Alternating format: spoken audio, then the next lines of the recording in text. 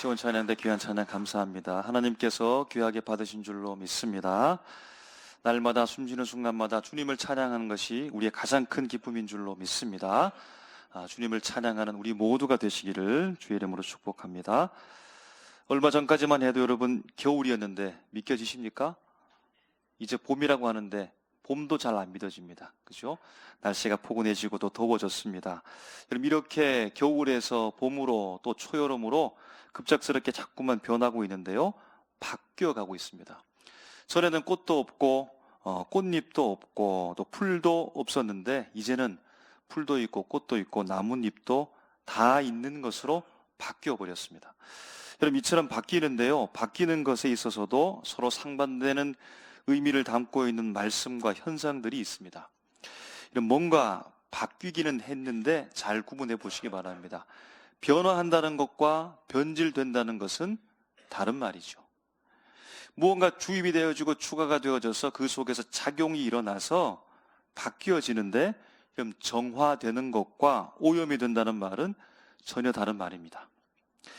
무언가 풀어서 설명은 하는 것이 맞는데 그런데 이해하는 것과 오해하는 것은 전혀 다른 말이 된다는 겁니다. 물론 부정적으로서 이런 말들을 해석할 수도 있겠지만 변화라고 하는 것을 긍정적인 차원에서 한번 말한다면 대개는 나쁜 상태에서 좀 부족한 상태에서 시작했지만 더 좋게 더 훌륭하게 바뀌는 것이라고 말할 수 있겠습니다. 그럼 정화된다는 것도 마찬가지죠. 더러운 것이었는데 그런데 깨끗하게 되는 것을 말합니다. 그럼 이해한다는 것 몰랐는데 무엇인지 그 실체가 무엇인지 알지 못했는데 바르게 해석하는 것으로 바뀌었다라는 겁니다. 이런 변화, 정화, 이해 이런 이 모든 것에 공통점이 있다면 좋지 못한 것으로부터 출발은 했지만 그러나 좋은 것으로 바뀌었다 이렇게 볼 수 있겠습니다. 그런데 반면에 변질되었다라고 하는 것은 처음에는 좋았는데 나쁘게 바뀐 것이죠. 오염되었다라고 하는 것도 처음에는 깨끗했는데 더러워져 버린 겁니다. 오해했다라고 하는 것도 진실은 그게 아닌데 잘못 해석했다. 그것으로 바뀌었다는 겁니다. 공통점은 무엇입니까? 처음에는 좋았는데 나쁜 것으로 좋지 않은 것으로 바뀌어 버렸다라고 하는 겁니다. 여러분 질문입니다. 우리의 상태는 어떠합니까? 우리의 모습은 지금 어떠합니까? 예전과 지금의 경과 우리의 삶들을 살펴보게 되어질 때 여러분 우리의 삶은 변화입니까? 아니면 그렇게 되면 안 되겠지만 혹시 변질은 아닙니까? 문제는 무엇일까요? 변화가 아니라 변질된 것이 문제이고 더 심각한 것은 무엇일까요? 변질된 것을 내가 모른다고 하는 것이고 그럼 더더욱 심각한 것은 무엇일까요? 변질되었다고 주변에서 알려주는데 나는 변질되지 않았다고 인정하지 않고 받아들이지 않는 것이 여러분 더 심각한 것이죠. 그렇게 부인하고 인정하지 않으면 여러분 어떻게 할 도리가 없는 것입니다. 참으로 답답하고 안타까운 것입니다. 여러분 우리는 그리스도인 되었지요. 전과 이후가 다른데 그리스도인이 되었습니다. 그리스도인 된 우리는 처음 이전과 지금의 어떤 차이, 어떤 바뀜이, 어떤 변화가 일어났을까요? 그리고 어떻게 그리스도인은 자꾸만 바뀌어져 가는 것일까요? 에베소서 2장 11절에서 13절 말씀에 보면 우리의 전의 상황과 이후 지금의 상황을 비교하여 말씀합니다. 11절 말씀을 우리가 다 같이 한번 읽었으면 좋겠습니다. 시작. 그러므로 생각하라.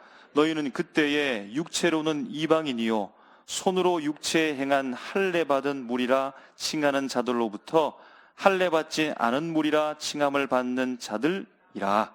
아멘. 우리가 이전에 어떤 자였다는 겁니까? 이방인이었다는 겁니다. 택함 받지 못한 자였다는 겁니다.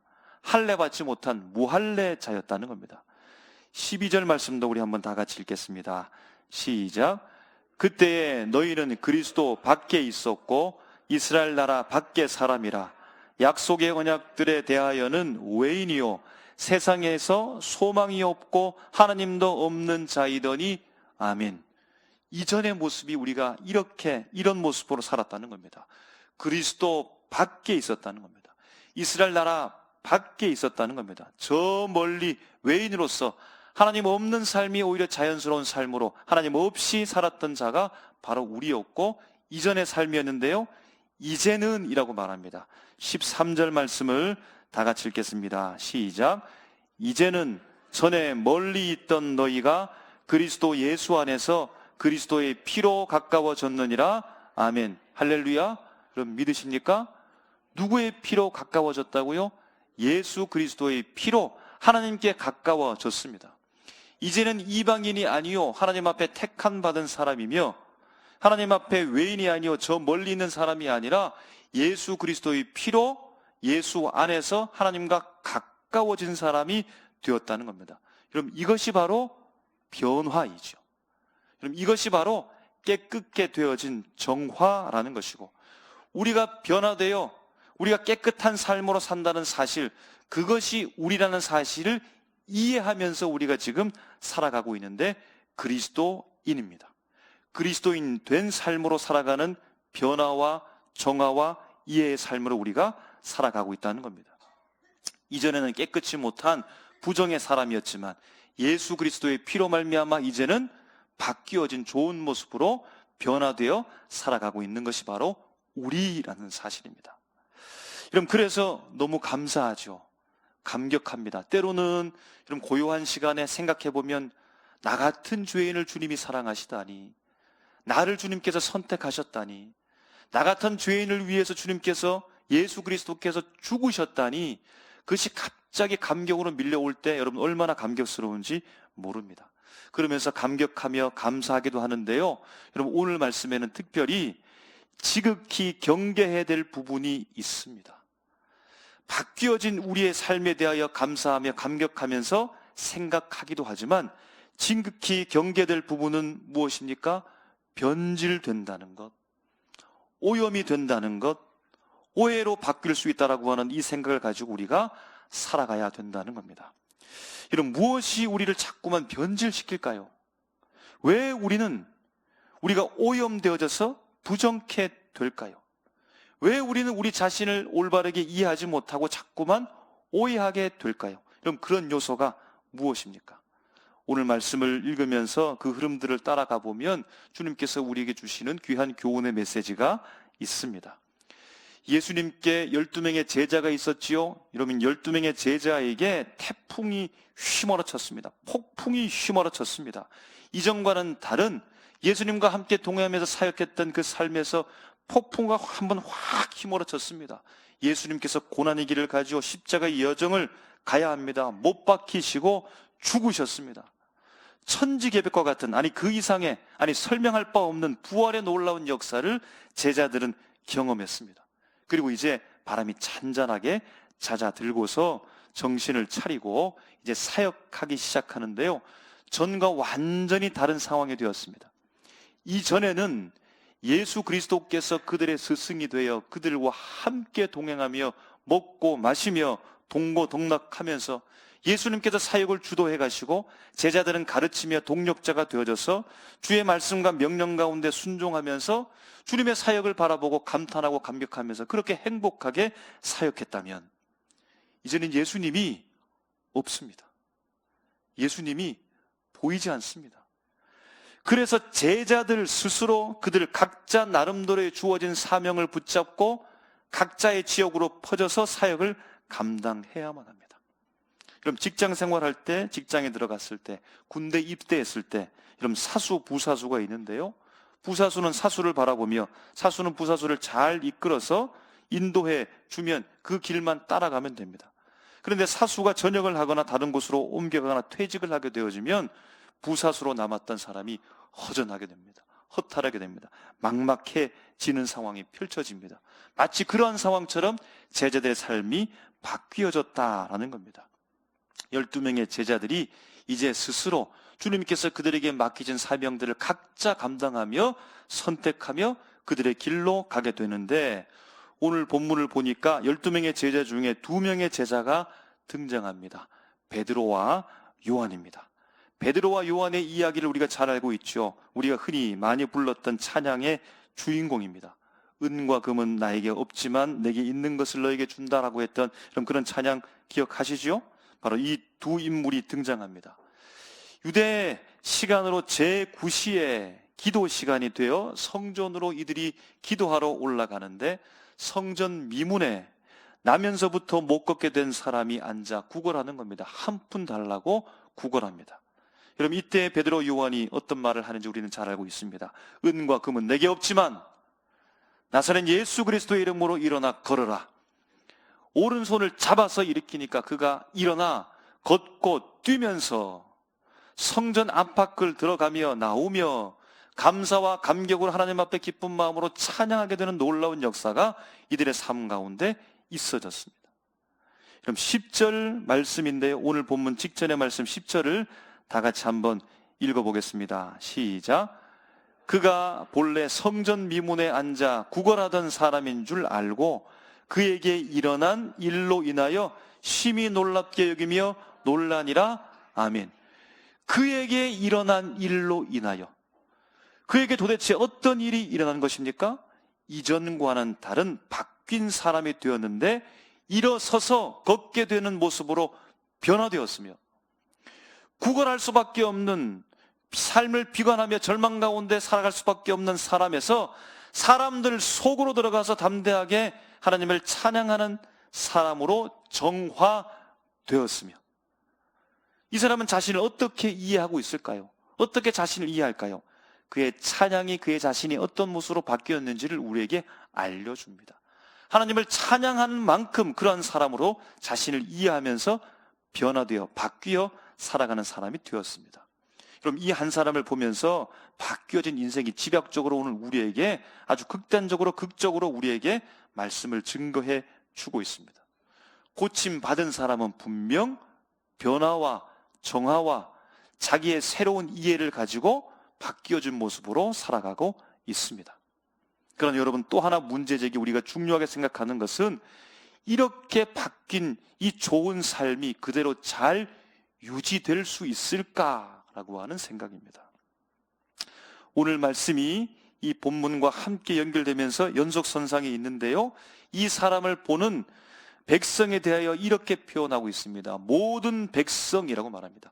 이스라엘 백성, 모든 백성이 다 보진 않았을 텐데 그만큼 오늘 성전 미문에서 고침받은 사람의 이 일이 이스라엘 백성, 모든 백성 전체가 알 정도로 다 공공연히 아는 사실이 되었다라는 겁니다.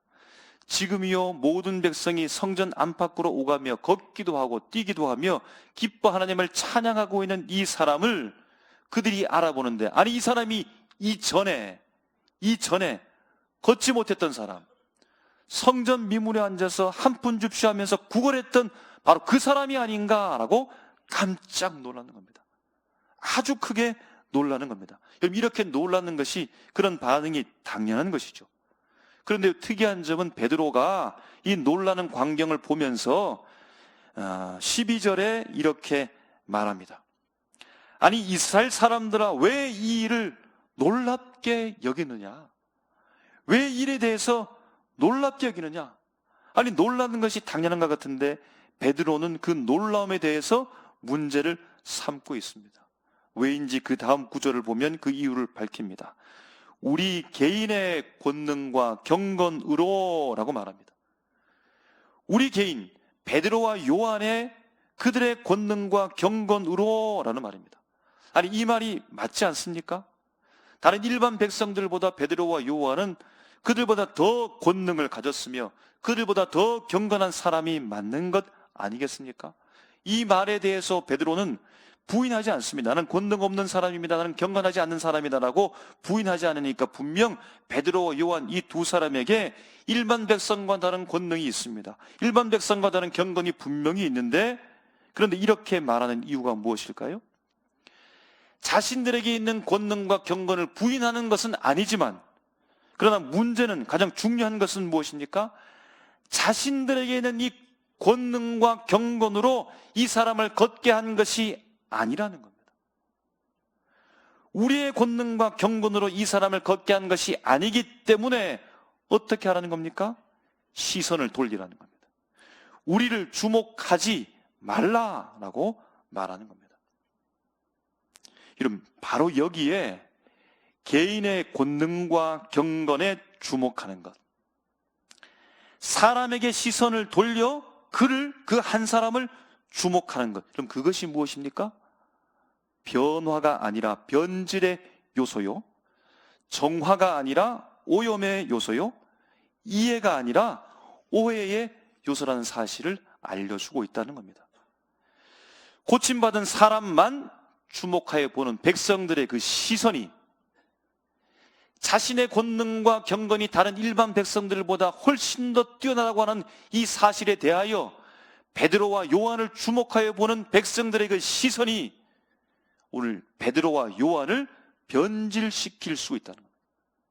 백성들의 그 시선이 베드로와 요한을 오염시킬 수 있는 요소라는 겁니다. 오해하게 하는 요소다라는 사실을 알려주고 있는 겁니다. 그럼 그래서 베드로와 요한은 그 시선을 지금 거부하고 있는 겁니다. 그럼 만약 그 시선을 거부하지 않는다면 어떻게 될까요? 내가 잘나서 내 경건으로 내 권능으로 말미암아 내가 이렇게 이 사역을 감당하고 이렇게 주님께서 허락하신 일을 잘 마무리하고 있습니다라고 자꾸만 그 시선을 나에게로 집중하고 내가 할 수 있는 내 능력에 집중시키게 되어지면 그럼 심하게는 그것이 바로 이단이 되는 겁니다. 사랑하는 성도 여러분, 우리는 하나님의 도구인 줄로 믿습니다. 여러분, 아멘 하기가 불편하신가요? 여러분, 이것은 비인격적으로 우리를 비하하는 말이 아닙니다. 오히려 내가 하나님의 도구라는 사실이 바른 이해이고 이해를 거듭거듭 우리 삶 속에 적용하게 되어질 때 오히려 우리를 지키는 이해가 되는 겁니다. 여러분, 우리는 표지판입니다. 여러분, 그렇게 고백할 수 있습니까?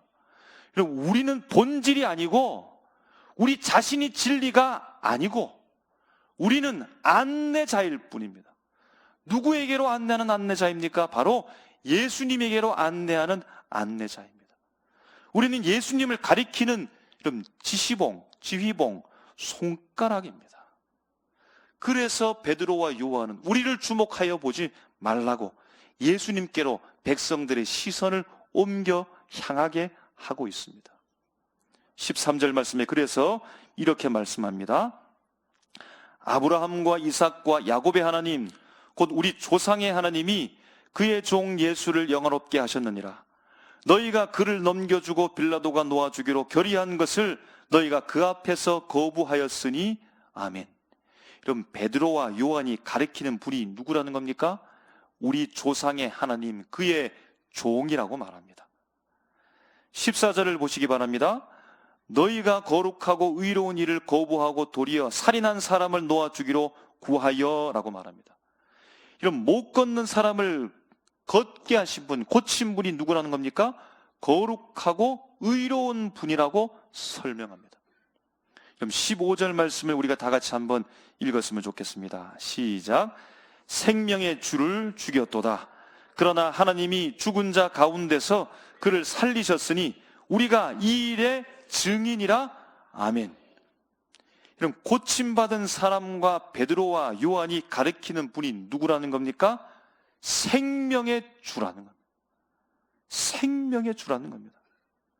여러분, 그러면 복잡하게 말하지 말고 사도 베드로가 그분은 우리 조상의 하나님이요, 그분의 종이요, 거룩하고 의로운 분이요, 생명의 주라고 이렇게 간단하게 말해도 될 텐데 왜 이렇게 장황하게 13절, 14절, 15절 설명하는 말이 많게 이 어구를 많이 하고 느리면서 이렇게 설명하고 있는 이유가 여러분 무엇입니까?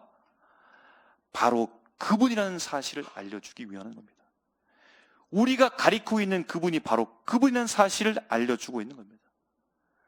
우리 조상적부터 말씀하셨던 그분이 바로 그분이라는 겁니다.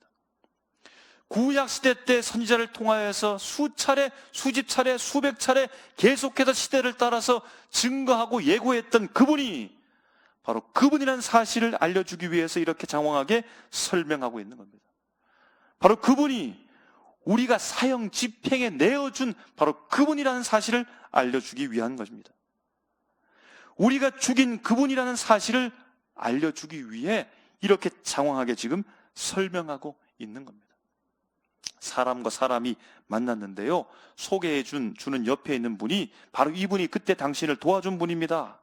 어려운 문제를 해결해 준 분입니다 라고 이런 말하면, 그렇냐고, 너무 감사했다고, 그때 너무 고마웠다고 이렇게 여러분 인사하지 않겠습니까? 여러분, 이처럼 베드로와 요한은 지금 걷게 된 사람을 가리키고 또 그분을 통하여서 백성들에게 설명하는 이분이 백성과 아무런 관계없이 생소하게 처음 만나고 처음 소개되는 분이 아니라 얼마 전에 십자가 사건의 그 당사자요, 바로 우리도 당사자요, 바로 그분이 오늘 우리를 만나고 계신다는 사실을 설명하고 있다는 겁니다.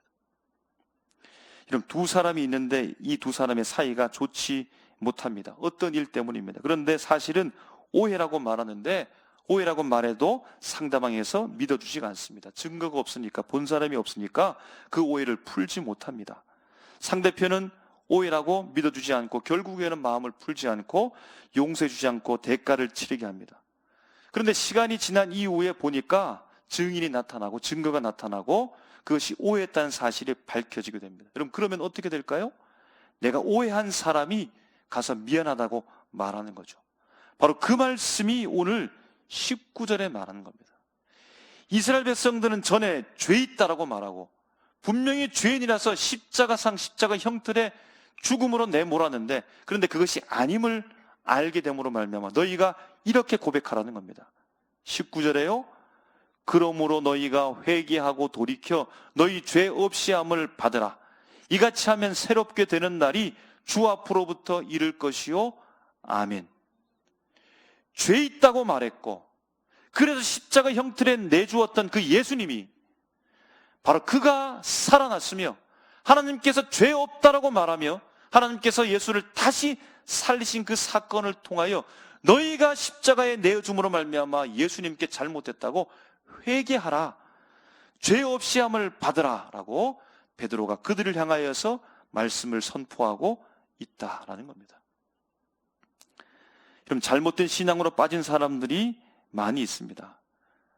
그런 분들 중에는 처음부터 이단교리를 믿었고 배웠던 사람도 있지만 그렇지 않은 분들도 있습니다.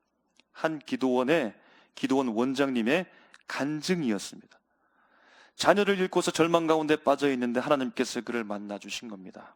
그의 마음을 만져주시고 회복시켜 주시고 은혜를 주셔서 다른 사람을 치유하는 사역에 동참하는 사역자로 주님께서 불러주시고 그 사역 가운데 이적과 기사가 나타나기 시작합니다. 변화된 것이죠. 아픔과 고통으로부터 자신의 마음이 정화된 것이죠. 하나님으로부터 쓰임받는 도구로 자신을 이해하고 사역자가 된 겁니다.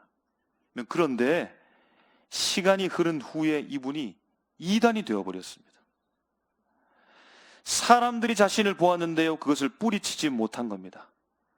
자신이 다른 사람들보다 이사와 기적의 그 중심에 선 사람으로 오해하고 자신의 권능과 그 경건을 드러내고 싶었던 그 유혹을 뿌리치지 못하고 자신을 주목하도록 변질되어 버렸습니다. 하나님의 뜻이 아니라 자신의 뜻으로 오염이 되어 버렸습니다. 하나님의 도구가 아니라 심지어 이렇게 말하는 겁니다. 나는 예수의 버금가는 사람이라고 그렇게 자신을 오해하며 살아갑니다. 여러분, 이단들은요, 한결같이 예수께로 인도하지 않습니다. 하나님께로 인도하지 않습니다. 자신의 능력을 부각시키고 우리가 대단한 사람으로서 대단한 모습으로 살아가고 있고 우리 교회가 대단하고 우리 교회만이라고 그렇게 주목하게 합니다. 그럼 19절 말씀에 보면 베드로는 백성들을 예수님께로 안내하면서 예수님을 만나면 이렇게 된다고 말합니다. 새롭게 되는 날이 주 앞으로부터 이를 것이요 라고 말합니다. 여러분, 이것이 변화인 겁니다. 여러분, 이것이 정화입니다. 이것이 바로 올바르게 이해하는 하나님의 은혜라는 겁니다. 여러분, 우리가 손가락이 되고 표지판이 되고 하나님의 도구가 되어서 예수를 자꾸만 가리키고 예수께로 자꾸만 인도하고 예수님께로 안내하게 되어지고 예수님을 만나게 하면 여러분, 그들도 우리처럼 변화되어 그들도 우리처럼 정화된 깨끗한 마음으로 그들도 우리처럼 하나님의 자녀는 사실을 이해하면서 살게 된다라는 것입니다. 사랑하는 삼일교회 성도 여러분, 저도 그러하고 주님께서 우리에게 허락하신 이 변화와 정화와 바른 이해가 얼마나 큰 은혜인지 꼭 되새기며 생각하시기 바랍니다. 그리고 꼭 한 가지 여러분 경계해야 될 것은, 저도 그러하고 우리 모두가 여러분 결코 변질되지 않기를 주님의 이름으로 축원합니다. 여러분 오염되지 않기를 기도하시기 바랍니다. 여러분 오해하며 살지 않기를 간절히 소원하면서 주님 앞에 나아가길 바랍니다. 우리의 그러한 본능이 있지요. 내가 드러나기를, 내가 밝혀지기를, 내가 돋보이기를, 사람들 앞에 인정받기를, 조금 더 돋보이기를, 조금 더 높아지기를 본능처럼 우리 속에 들어와서 자꾸만 우리를 유혹합니다. 그래서 내가 보이지 않으면, 내가 드러나지 않으면 우리 마음 가운데 불편함이 생기기도 하고 시험에 들기도 합니다. 그럼 자꾸만 변질시키려고 합니다. 자꾸만 우리 속에 들어와서 우리의 마음을, 깨끗한 마음을 오염시키려고 하는 그 요소를 여러분 바라보아야 합니다. 우리가, 나 자신이, 내 자체가 대단한 사람이 아닌데 내가 대단한 사람이 마냥 자꾸만 오해하는 요소들이 우리 속에 도사리고 있다는 사실을 여러분 기억하시고, 여러분 우리 자신은 사실 좀 드러나지 않아도 됩니다. 누구면 충분한가요? 예수 이름이면 충분합니다. 12명의 제자들 사역 가운데 가장 큰 변화는 무엇이라고 했습니까? 예수님이 안 보인다는 겁니다. 예수님이 함께하지 않는 것처럼 보인다는 겁니다. 전에 육신으로 외형적으로 보였던 그 예수님이 그들과 동행하지 않습니다. 그러나 끝까지 그들이 포기하지 않고 있었던 것은 무엇일까요? 못 걷는 사람을 일으키게 했던 그 힘의 원동력이 무엇이라고 그렇게 고백하면서 나갑니까? 우리에게 있는 것 은과 금이 없지만 예수 그리스도의 이름으로, 나사렛 예수의 이름으로 일어나 걸어라고 했던 것처럼, 여러분 예수님은 외형적으로 없지만 동일한 능력이 그 예수 이름에서 나타났던 것을 우리가 보게 되었습니다. 우리가 어떻게 변화될까요? 어떻게 깨끗한 삶으로 살아갈 수 있을까요? 어떻게 우리 자신을 올바르게 이해하며 살아갈 수 있을까요? 예수 이름 뿌린 줄로 믿습니다. 예수 이름이 우리를 변화시킵니다. 예수 이름을 깨끗하게 합니다. 예수의 이름으로 살아가게 되어질 때 우리가 진짜 누구인지 올바르게 이해하면서 살아갑니다. 내 이름으로 살아가게 되어지면, 내가 드러나게 되어지면 자꾸 내 자신이 변질되며 오염되어지며 오해하며 살아갈 수 있다는 사실을 여러분 지극히 경계하시고, 나 자신은, 우리 교회는 하나님의 도구요, 하나님의 표지판이요, 예수 그리스도를 가리키는 그 안내 표지판이라는 사실을 기억하면서 오늘 우리 교회에 들어오면 누구를 보았다다 이런 고백이 아니고, 그 교회 갔더니, 우리 교회 왔더니 예수님을 만났다라고 하는 이 고백이 우리 가운데 넘쳐나는 놀라운 은혜가 충만하시기를 주님의 이름으로 축복합니다. 이 시간